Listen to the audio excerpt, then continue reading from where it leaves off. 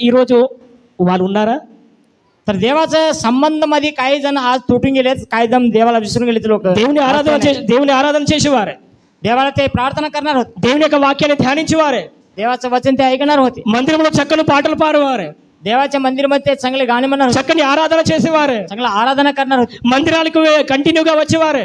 मंदिर देवाच्या मंदिरामध्ये रोज येणार, कंटिन्यू होते. కానీ ఈ రోజు వారు ఎక్కడ ఉన్నారు?